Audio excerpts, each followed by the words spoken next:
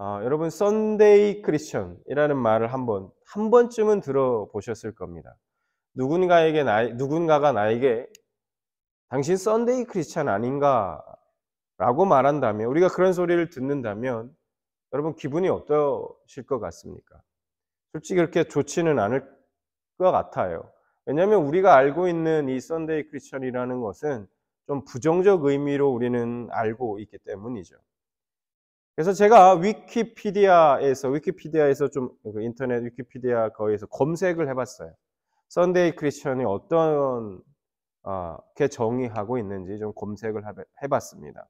이렇게 설명하고 있습니다. 요약하면 일요일에 교회의 예배는 참석하지만 기독교의 교리나 규칙을 고수하지 않는 사람들, 이렇게 정의하고 있습니다. 위에 지금 방금 제가 말씀드린 것처럼 이렇게 이 설명에 따르면 이 썬데이 크리스천의 핵심은 예배의 참석 여부, 예배 참석 여부보다는 교회에서 가르치는 말씀에 얼마나 순종하고 그 말씀을 따르며 살고 있는가에 달려 있는 것 같습니다. 그러니까 우리가 주일에는 교회 나와서 그리스도인들이 사용하는 언어를 사용하고 그리스도인의 대화법에 따라서 대화하고 그리스도인이 하는 행동과 그런 익숙한 말투와 태도를 보이지만 예배를 마치고 교회 문턱을 딱 넘어서 각자의 삶의 현장으로 돌아가는 순간 완전히 새로운 사람처럼 사는 것을 우리는 이 썬데이 크리스천이라고 말할 수 있다는 것이죠. 때문에 여기서 중요한 것이 뭐냐? 일주일에 예배를 몇 번 드리느냐가 아니라는 거예요. 주일에 한 번의 예배를 드리더라도 그 예배 속에서 하나님을 만나는가, 못 만나는가, 그것이 훨씬 더 중요한 문제라는 겁니다. 그 한 번의 예배 속에서 매 주일 하나님이 주시는 그 충분한 은혜를 우리가 받고 또 하나님께서 우리 각자에게 주시는 그 말씀을 붙들고 세상 속에서 승리하며 살아가면 되는 것이죠. 그러니까 아무리 많은 예배를 드리고 또 부흥회를 참석하고 성경 공부를 열심히 이렇게 참석한다고 해도 그것이 실제로 나와 하나님과의 그 만남과 또 순종으로 이어지지 않는다고 한다면 그것이 의미가 없다는 것입니다. 제가 또 이렇게 얘기하니까 그러면 예배 한 번만 드려도 되겠네. 그 소리 목사님 하시는 거 아닌가? 그건 아니죠. 우리가 많은 예배를 드리면 좋죠. 부흥회 참석하고 세미나 참석하고 성경 공부 열심히 하면 좋죠. 근데 그 본질적인 것을 말씀을 드리는 겁니다. 그것을 아무리 많이 참석한다고 해서 그것이 나와 하나님과의 관계, 그 만남, 그리고 내가 그 배우고 익힌, 내가 깨달은 그 말씀에 순종하지 않는 삶을 산다면 과연 그것이 의미가 있느냐 하는 것을 묻는 겁니다. 예배를 여러 번 많이 드린다고 해서 우리 삶의 변화가 일어난 것이 아닙니다. 제가 곰곰이 이 말을 제가 하면서 제 자신을 돌아봤습니다. 지금까지 예배를 엄청 많이 드렸죠. 수많은 수련회, 세미나부터 그렇지 않습니까? 나의 삶은 과연 얼마나 많이 변했는가? 그거에 비례해서 생각하면 정말 저를 보면 예수님 닮은 모습이 그냥 삶 가운데 드러나야 되는데 솔직히 그렇지 못하다는 거죠. 그렇지 못하더라는 거예요. 여러분, 우리가 이 그리스도인으로서 무엇을 부끄러워해야 할까 하는 거예요. 일주일에 주일 예배 한 번 참석하는 것을 내가 정말 부끄러워해야 하는 것인가? 아니라는 거예요. 진짜 우리가 부끄러워해야 하는 것은 주일에 교회에 한 번 나와 예배하는 것이 아니라 나머지 그 6일 동안 그 나머지 나에게 주어진 그 6일의 삶 동안 나의 삶 속에 신앙과 삶이 일치하고 있는가? 불일치하는 삶을 살아가고 있다면 그런 자신을 우리는 부끄러워해야 하는 것입니다. 자, 오늘 바울은 골로새 교회 성도들을 위해서 기도하고 있습니다. 중보기도 해주고 있어요. 열심히 중보, 간절한 마음으로 기도하고 있습니다. 그 기도의 내용이 오늘 바로 본문의 내용입니다. 바울은 골로새 교회 성도들을 위해서 무엇을 기도하고 있었을까요? 오늘 우리가 그걸 한번 살펴보기를 원합니다. 그리고 오늘 바울의 이 기도가 저와 여러분의 기도가 되기를 원합니다. 평안교회를 위한 기도가 되기를 원하고 내 주위 옆에 있는 형제 자매를 위한 기도가 되기를 원합니다. 그리고 그 기도가 실제로 여러분의 삶 가운데, 우리의 삶 가운데 이루어지기를 소망합니다. 바울의 이 골로새 교회에 행하실 그 하나님의 은혜를 구하는 그 첫 번째 기도의 내용이 뭐냐면, 하나님, 골로새 교회 성도들이 하나님의 뜻을 아는 지식으로 충만케 해주세요. 이겁니다. 그게 첫 번째 기도의 내용이었어요. 자, 9절 말씀 볼까요? 자, 이로써 우리도 듣는 날부터 너희를 위하여 기도하기를 그치지 아니하고 구하노니 너희로 하여금 모든 신령한 지혜와 총명에 하나님의 뜻을 아는 것으로 채우게 하시고. 여러분, 우리가 하나님의 뜻을 아는 것보다 중요한 것이 없습니다. 무엇보다도 하나님을 아는 것이 중요하죠. 하나님의 뜻을 아는 이 지식, 이것은 단순히 우리가 머리로 안다는 것이 아니에요.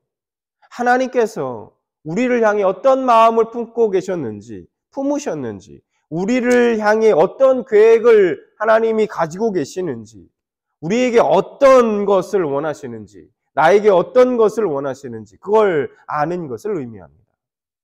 우리가 하나님의 뜻을 깊이 알게 되면 될수록 하나님이 나를 향한 그 은혜와 사랑을 우리는 더 깊이 깨닫게 된다는 것이죠. 그래서 어려운 상황 가운데, 어려운 환경 가운데서도 절대로 요동하지 않고 믿음에서 퇴보하지 않고 계속해서 경건하고 거룩한 삶을 살기 위해서 노력하게 되는 것입니다.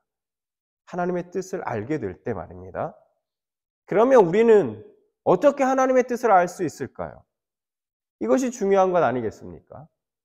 바울은 오늘 뭐라고 말씀하고 있습니까? 하나님의 뜻을 아는 것을 위해서 모든 신령한 지혜와 총명으로 채워주십시오. 그렇게 기도하고 있죠. 모든 신령한 지혜와 총명에 하나님의 뜻을 아는 것으로 채우게 하시고 이렇게 기도하고 있지 않습니까?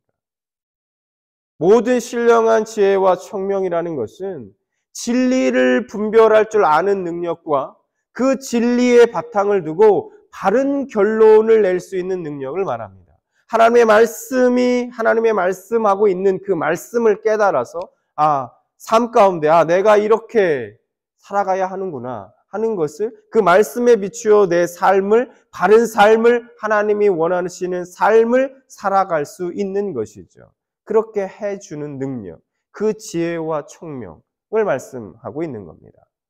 바울이 기도한 지혜와 총명은 신령한 거라고 말씀하고 있어요. 신령한 것이라 말씀합니다. 이것은 지혜와 총명의 근원이 누구라는 것을 말해주고 있느냐? 바로 우리 성령 하나님이라는 사실을 말해주고 있습니다. 지혜와 계시의 영인 성령 하나님께서 우리에게 지혜와 총명을 채워주셔야 하는 것이죠.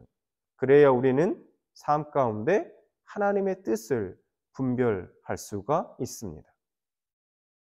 그러니까 사실 우리가 기도해야 한 이유가 여러 가지가 있겠지만 하나님의 뜻을 알기 위해서 우리는 성령님을 의지하고 신령한 지혜와 총명으로 채워주십시오라고 우리는 그렇게 성령님을 의지하고 기도해야 하는 것입니다. 우리 모두가 하나님의 뜻을 아는, 분별할 수 있는 그 지식으로 여러분들 모두가 가득 채워지기를 원합니다. 그 지식은 우리를 더 자유롭게 할 것이고, 더 사랑하게 할 것이고, 더 화평케 할 것입니다. 그 다음 바울의 두 번째 기도의 내용은 뭐냐? 주께 합당하게 행하게 하소서. 주께 합당하게 행하게 하소서입니다. 10절 말씀 보겠습니다. 주께 합당하게 행하여 범사에 기쁘시게 하고 모든 선한 일의 열매를 맺게 하시며 하나님을 아는 것에 자라게 하시고. 그러니까 바로 앞서서 9절에서 첫 번째 바울의 기도 제목은 뭐였습니까? 하나님의 뜻을 아는 것으로 채워달라는 기도였어요. 여러분, 우리가 하나님의 뜻을 아는 지식으로 채워지게 되면 어떻게 될까요? 그 지식은 자연스럽게 우리를 움직이게 해서 하나님께 합당한 삶을 살도록 그렇게 우리를 이끈다는 거예요. 우리를 그렇게 만든다는 거예요. 어떻게 하면 하나님을 기쁘시게 해드릴까? 어떻게 하면 하나님이 기쁘시게 해드리고 하나님의 영광에 올려드릴 수 있을까 생각하면서 모든 선한 일에 열매 맺기 위해 애쓰는 삶을 살아가게 된다는 겁니다. 모든 선한 일에 열매 맺는 것은 여러분 하나님께서 우리를 구원하신 목적에 부합합니다. 그것이 우리의 목적이기도 해요. 우리를 구원하신. 그래서 성경에 기록된 모든 선한 일의 핵심을 여러분 딱 두 가지로 정리해 볼 수 있습니다. 어떻게 정리할 수 있는가? 마태복음 22장 37절부터 40절까지 보면 알 수 있습니다. 예수님이 이렇게 하신 말씀이신데요. 예수께서 이르시되 내 마음을 다하고 목숨을 다하고 뜻을 다하여 주 너의 하나님을 사랑하라 하셨으니 이것이 크고 첫째 되는 계명이요. 둘째도 그와 같으니 내 이웃을 내 자신같이 사랑하라 하셨으니 이 두 계명이 온 율법과 선지자의 강령이니라. 그러니까 첫째로 하나님을 마음과 뜻과 내 온 힘을 다해서 사랑하는 것. 둘째로 그 사랑을 힘입어 이웃을 내 몸처럼 사랑하는 것입니다. 이 두 계명이 여기서 보면 선지자의 강령이니라 이렇게 되어 있는데 강령이라는 것이 무슨 뜻이냐면 원문의 뜻은 매달려 있다는 뜻입니다. 그러니까 이 두 계명에 모든 구약의 율법들이 다 밑에 주렁주렁 매달려 있다는 거예요. 모든 율법의 그 핵심, 그 정신이 바로 이 두 계명에 다 들어 있다는 겁니다. 그러니까 이 두 계명을 지키면 모든 계명을 지키는 것이고 때문에 이 두 계명만큼은 우리가 반드시 무조건 지켜야 하는 계명인 것입니다. 하나님을 사랑하고 이웃을 사랑하는 것. 그러니까 이 두 계명이 모든 선한 일의 핵심이라는 것입니다. 자, 그리고 하나님을 기쁘시게 하는 것, 모든 선한 일의 열매를 맺는 것, 이 모든 것의 목적은 하나입니다. 결국 하나님을 아는 것에 자라는 것입니다. 점점 더 하나님을 아는 것에 그 지식이 점점점 자라가는 것이에요. 그게 목적이라는 거예요. 그러니까 이것을 쉽게 말하면 우리가 하나님과 더욱더 친밀한 관계를 맺는 것입니다. 그래서 여러분 우리는 매일 아침 하루를 시작할 때 전에 하나님 오늘 하루 내가 어떻게 하면 주님을 기쁘시게 할 수 있을까요? 그것을 깨닫게 해달라고 우리는 기도할 수 있는 거죠. 내가 직장에서, 내가 속한 내 가정에서, 학교에서 하나님을 더욱 사랑하기 위해서 내 이웃을 내 몸처럼 사랑하기 위해서, 아끼고 사랑하기 위해서 내가 할 수 있는 일이 뭘까요, 하나님? 오늘 하루의 삶 속에서 그것을 보여주십시오. 내가 그렇게 살아갈 수 있도록 하나님 힘을 주십시오. 우리는 기도할 수 있습니다. 이렇게 매일매일 하나님과 친밀한 관계를 맺으면서 우리는 점점 더 하나님을 아는 것에 자라가게 되는 거예요. 하나님이 어떠한 분이신지 자라가게 된다는 거예요. 그런 여러분들이 되시기를 바랍니다. 자, 바울은 10절에서 골로새 교회 성도들이 범사에 하나님을 기쁘시게 하고 모든 선한 일에 열매를 맺고 또 하나님을 아는 것에 자라가 주께 합당하게 행할 수 있도록 그렇게 기도했습니다. 근데 문제가 있어요. 문제가 뭐냐면 우리가 하나님을 기쁘시게 하는 것도 선한 일에 열매 맺는 것도 하나님을 아는 것에 자라가는 것도 우리 힘만으로는 안 된다는 거예요. 이게 우리 능력으로만은 이게 부족하다는 거예요. 한계가 있습니다. 지속할 수 없다는 거예요. 그래서 바울도 이거를 잘 알고 있습니다. 그래서 10절에 이어서 11절에 어떻게 기도하고 있냐면 하나님의 영광의 힘에서 오는 그 모든 능력으로 능하게 되게 해 달라고 그렇게 기도하고 있습니다. 11절 같이 볼까요? 그의 영광의 힘을 따라 모든 능력으로 능하게 하시며 기쁨으로 모든 견딤과 오래 참음에 이르게 하시고. 여러분, 우리가 하나님이 주시는 능력으로 강하게 될 수 있다면 얼마나 좋을까요? 내가 하나님의 능력으로 우리가 원하는 대로, 우리가 소망하는 대로 모든 것을 그렇게 이룰 수 있다면 얼마나 좋겠습니까? 그런데 바울이 말하고 있는 이 영광의 힘, 이 능력이 뭘 말하는 것인가? 우리가 생각하는 것과는 좀 다르다는 거예요. 바울이 하나님께 영광의 힘으로 능하게 해달라고 그렇게 기도할 때 그 목적은 아주 분명합니다. 뭐냐? 바로 기쁨으로 모든 견딤과 오래 참음에 이르게 해달라. 그게 하나님의 능력을 구하고 있는 목적이라는 거예요. 이유라는 거예요.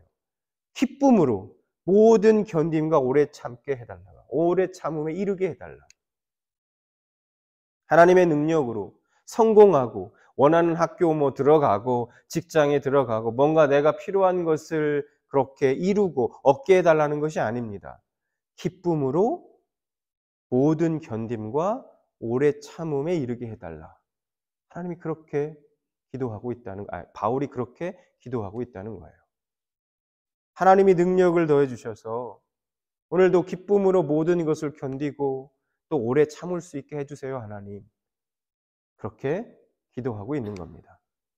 여러분, 우리가 신앙생활을 하고 있다고, 믿음을 가졌다고 해서 우리에게 고난이 없는 것은 아니지 않습니까? 우리에게 고난이 면제되는 것은 아니잖아요. 그렇죠? 고난이 우리를 다 피해갑니까? 우리가 신앙이 있다고, 믿음이 있다고? 그렇지 않다는 거예요. 계속해서 하나님을, 그렇기 때문에 계속해서 하나님을 기쁘시게 하며 선한 일에 열매 맺고 하나님을 아는 것에 우리가 자라가기 위해서는 우리에게 주어지는 고난을 기쁨으로 견디고 인내하며 이겨낼 수 있는 힘이 우리에겐 필요하다는 거예요. 여러분, 여기서 핵심은 기쁨으로입니다. 기쁨으로. 우리가 일시적으로 견디고 인내할 수 있죠. 우리 힘으로. 근데 그거는 절대로 지속 가능하지 않습니다.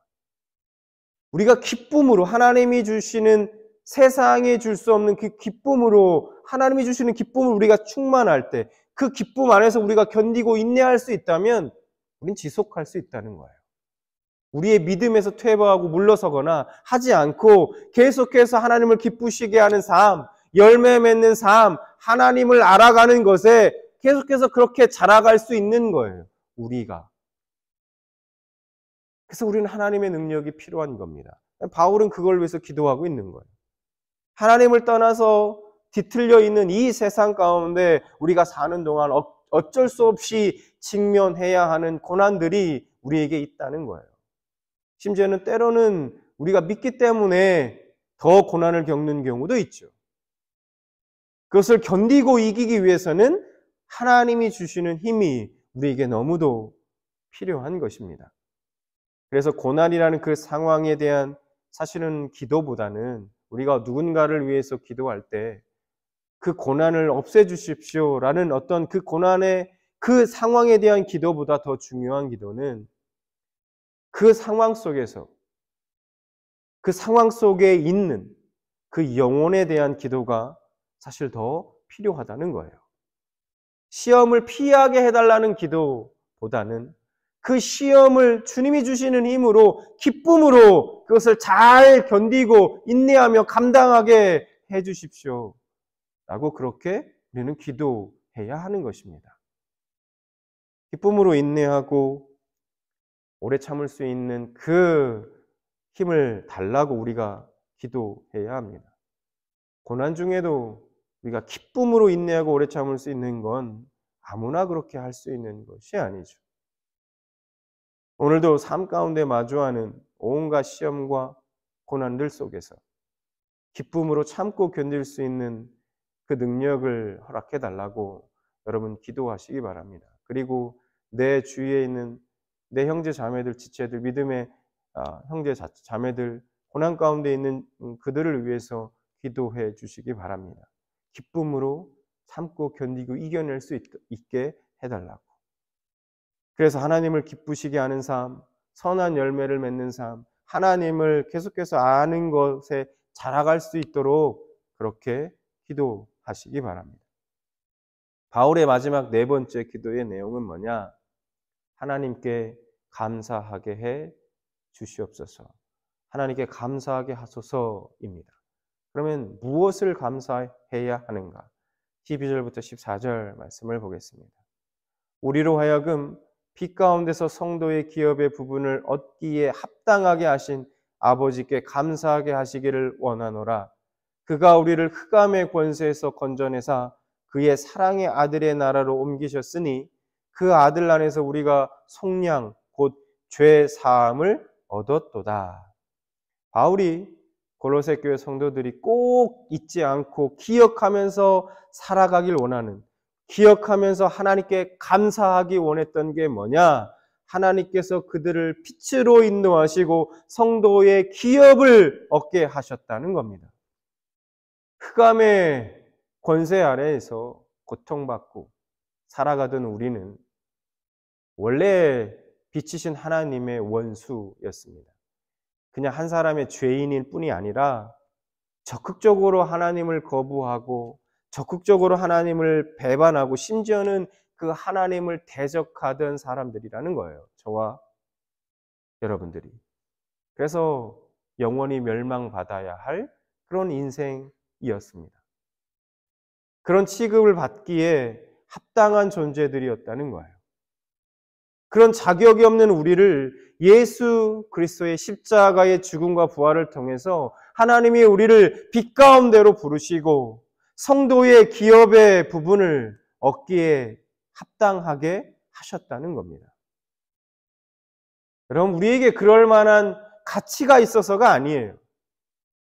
우리가 남들보다 지금 저 길 앞에 있는 길을 걸어가는 한 어떤 그 사람보다 우리가 더 훌륭해서 하나님 보시기에 더 나아서가 아니라는 거예요. 오히려 세상에서 볼 때는 미련하고 약하고 천하고 멸시받고 그 없는 자들을 하나님이 먼저 택하신 것입니다. 그런 우리를 거룩한 백성이라 성도라 부르셨습니다. 그리고 하늘의 기업을 물려받을 자로 합당하게 여기셨습니다. 하나님의 자녀로 하나님 아버지의 기업을 누리게 하셨다는 거예요. 우리가 이것을 제대로 안다면 우리를 자녀 삼으신 하나님 아버지를 찬양하고 또 감사하지 않을 수 없을 것입니다. 이것을 깨달은 사람은 지금 당장 내 삶에 눈에 보이는 것이 없어도 내 소망, 내가 원하는 것을 바라는 일이 그대로 이루어지지 않아도, 내 뜻대로 되지 않아도, 심지어는 나에게 고난과 어려움이 있어도 우리가 하나님께 감사하고 찬양할 수 있는 것입니다. 여러분, 우리는 하나님이 나에게 어떤 일을 행하셨는지 잊지 않게 해달라고, 그래서 감사가 매일의 나의 삶 가운데 흘러넘치게 해달라고 기도해야 합니다. 우리가 바쁜 삶을 막 살다 보면 우리가 하나님을 떠올리기에도 사실 바쁜 삶을 살아갈 때가 많습니다. 하나님이 나에게 어떠한 은혜를 주셨는지 이것을 잊고 살 때가 너무 많은 것 같습니다. 그래서 우리는 기도가 필요합니다. 내 자신을 위해서도, 내 주의 형제 자매들을 위해서도 하나님이 어떠한 은혜를 우리에게 베푸셨는지 오늘도 잊지 않고 살아가게 하시고 그걸 깨닫고 기억하게 하셔서 날마다 하나님 앞에 우리 내 삶 가운데 또 우리의 삶 가운데 기쁨과 찬양이 흘러넘치게 해 주시옵소서. 이런 기도가 우리에게 필요한 것입니다. 지금까지 바울 사도의 골로새 교회를 위한 4가지 기도의 내용을 우리가 살펴봤는데 다시 한번 정리해 보면 이렇습니다. 첫 번째 기도의 제목은 뭐였냐? 하나님의 뜻을 아는 지식으로 충만하게 해주세요. 두 번째, 주께 합당하게 행하게 하소서. 세 번째는 하나님의 영광의 힘으로 오는 모든 그 능력으로 능하게 하소서. 특히 오래 참고 견딜 수 있게 해주세요. 네 번째, 하나님께 감사하게 하소서입니다. 여러분, 하나님의 이 네 가지 기도를, 바울의 이 네 가지 기도를 한마디로 요약하면 어떻게 될까요? 한마디로 요약하면 어떻게 될까? 이렇게 요약할 수 있을 겁니다.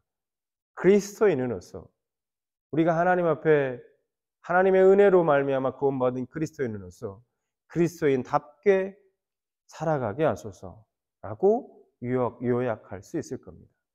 여러분, 그리스도인으로 살아간다는 건 뭘까요? 여러분, 그리스도인들은 누구입니까? 어떤 사람들입니까? 제가 지난주 말씀에서는 선을 넘는 사람들이 그리스도인이다, 그렇게 제가 정의하기도 했는데요. 그리스도인이란 어떤 사람들일까? 누구일까? 그리스도인이란 예수 그리스도를 닮아가는 사람들. 예수 그리스도가 걸어가신 그 길을 따라가는 사람들. 그들이 바로 그리스도인인 것입니다. 예수님은 이 세상에 빛으로 오셨습니다. 요한복음 1장 9절에 보니까 참 빛 곧 세상에 와서 각 사람에게 비추는 빛이 있었나니 라고 말씀하고 있죠. 어둠 속에서 고단한 삶을 살아가면서 길을 잃고 어디로 갈지 모르는 그런 헤매는 사람들에게 어떻게 살아가는 것이 참된 삶인지, 어디가 진정한 삶의 길인지 예수님께서 빛이 되어 주셔서 친히 비춰 주셨습니다. 단순히 인간들에게 여러분 구원만이 딱 필요했다면, 구원을 딱 주시는 것만을 생각하셨다면 예수님의 그 십자가와 예수님이 부활하실 그 사흘의 시간이면 충분했을 겁니다. 그런데 예수님은 그렇게 하지 않으셨어요. 굳이 3년 반이라는 이 땅에서의 공생의 기간을 살아가셨다는 거예요. 살으셨다는 거예요. 그 시간이 예수님께는 공생의 기간, 3년 반의 공생의 기간이 필요하지 않으셨을 겁니다. 그러나 예수님은 그렇게 하지 않으시고 삶을 통해서 직접 보여주셨다는 거예요. 빛으로 오셔서 어떻게 어두운 이 땅에 빛을 비춰주셨는지 친히 보여주셨습니다. 예수님은 수많은 말씀을 해주셨죠. 그리고 또 수많은 병자들을 고쳐주셨습니다. 가난한 사회에서 소외된 자들과 함께 하셨습니다. 세리와 죄인들과 함께 어울려 음식을 드셨어요. 예수님께서 살아가시는 그 방식, 예수님께서 말씀하시는 그 태도, 예수님이 결정하시는 그 기준, 그리고 기도하시던 그 모범들, 그리고 세상에 대한 그 예수님의 사랑, 그리고 삶을 얼마나 진지하게 대하는지 그 진지함, 예수님의 죄인을 대하시는 그 긍휼, 그리고 예수님의 죽음까지, 이 모든 것들이 예수님이 직접 세상을 살아가는 우리들에게 보여주신 삶의 기준이며 또 모범이자 정답인 것입니다. 그렇게 빛으로서의 삶의 모범을 우리에게 보여주셨다는 거예요. 그런데 여러분, 사람들은 그런 예수님을 거절했습니다. 왜 사람들이 거절했을까요, 예수님을?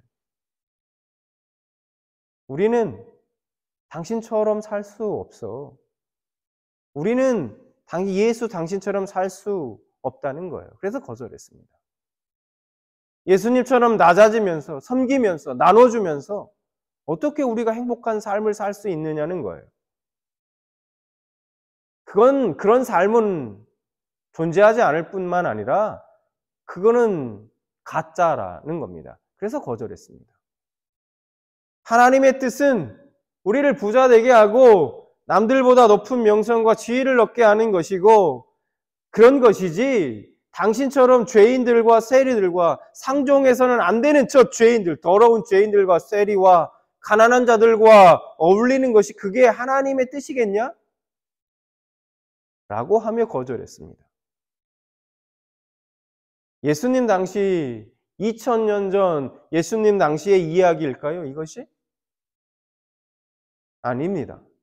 2000년 전 그렇게 혹독하게 철저하게 거절당하신 주님은 지금까지도, 오늘 이 순간까지도 거절당하고 계십니다. 우리 보고 예수처럼 살라고? 왜? 내가 왜 그래야 하냐? 어둠에 익숙한 세상 사람들, 세상과 어둠에 익숙한 사람들은 여전히 지금도 그 빛을 외면하고 있습니다. 자, 그러면 우리는 어떠냐는 거예요. 저와 여러분은 어떻습니까? 그리스도인이라고 말하는 사람들은 그리스도인으로서 예수를 닮아가며 그분의 가신 길을 따라가는 그런 삶을 살아가고 있는가 하는 것이죠. 여러분, 저는 교회 안에 갇힌 그리스도인들을 참 많이 봅니다. 교회 안에 갇힌 그리스도인들 말입니다.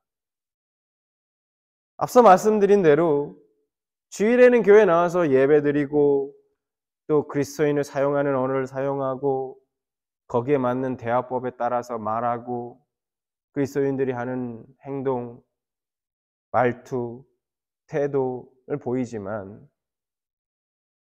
문턱을 넘는 순간 자신의 삶의 연장으로 돌아가서는 완전히 새로운 사람처럼 사는 것입니다. 오늘 바울은 고로새 교회의 교인들을 위해서 기도하면서 하나님, 고로새 교회의 교인들이 엄청 많아지게 해주세요. 거기 보니까 되게 열악한데 성전 건축할 수 있도록 좋은 건물, 시설 갖출 수 있도록 하나님 그렇게 도와주세요. 거기 고로새 교회 성도들이 이 땅에서 복을 누리고 성공하는 삶을 살게 해주세요. 무병장수를 위해서 그렇게 무병장수할 수 있도록 하나님 도와주세요. 그렇게 기도하지 않았습니다. 이 기도가 나쁘다는 기도가 나는 말씀이 아니에요. 이런 기도도 필요하죠.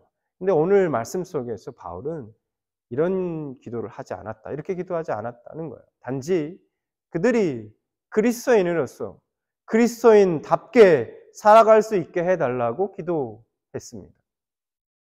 하나님의 뜻을 아는 지식으로 충만하게 해주셔서 하나님이 기뻐하시는 그 모든 선한 일에 열매 맺게 해주세요. 그런 삶을 살게 해주세요, 하나님.